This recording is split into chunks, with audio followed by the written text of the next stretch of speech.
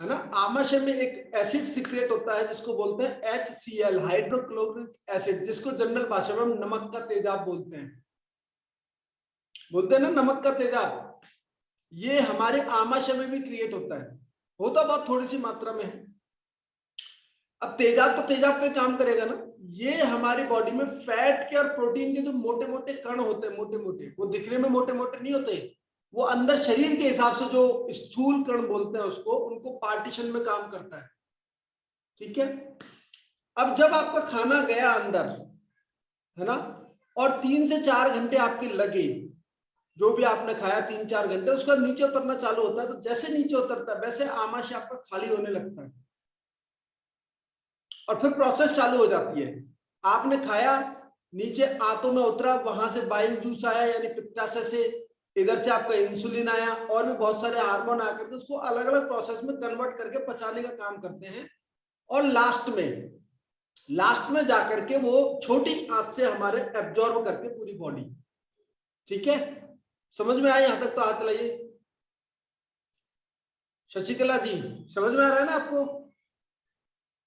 तो छोटी आंत एब्जॉर्ब करती है उसको और वहां से भी पूरे शरीर में जाता है।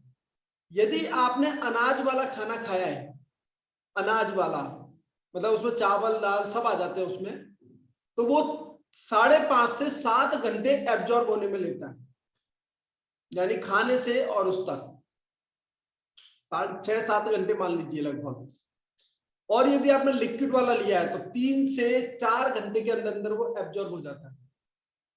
और आपने फ्रूट्स लिया तो 1.5 से 2 घंटे में, 1 से 2 घंटे में एब्जॉर्ब हो जाता है। तो ये हमारे एब्जॉर्ब की प्रोसेस है। ठीक है।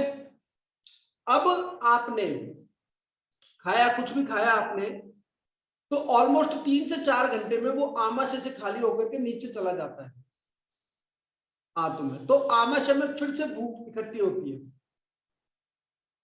आमाशय में फिर से। इसीलिए आपको 3 से 4 घंटे के बाद कुछ खाने की तलब छूटती है। आप कभी भी देखिएगा, आपने सुबह नाश्ता लिया 8 बजे, तो 11 बजे भूख लगेगी आपको, जनरल लगती है ना? हाथ लाइए, है ना। कुछ जो ओवरवेट लोग होते हैं उनको तो बड़ी परेशानी रहती है, बोले सर भूख ही भूख लगती रहती। क्यों? क्योंकि उनके खाने में न्यूट्रिशन नहीं होता, इसलिए उनको भूख ही भूख लगती रहती है। ठीक है। खाने में न्यूट्रिशन जाएगा तो इतनी भूख ही भूख नहीं लगेगी, 3 घंटे बाद ऑटोमेटिक छोटी सी भूख लगेगी, फिर वो खत्म हो जाएगा। फिर आपने लंच लिया तो 4-5 बजे करीब भूख लगती है कि नहीं लगती? लगती है ना। वो इस वजह से आपको भूख लगती है। समझ में आया आपको यहां तक का प्रोसेस? तो इसीलिए हर 3 से 4 घंटे में आपको कुछ ना कुछ शरीर को देना होता है। ठीक है। अब आपने रात का खाना खा लिया, मान लीजिए 8 बजे, 8:30 बजे, 9 बजे, आपने 8-8:30 बजे, 9 बजे खाना खा लिया और सोने चले गए 11 बजे।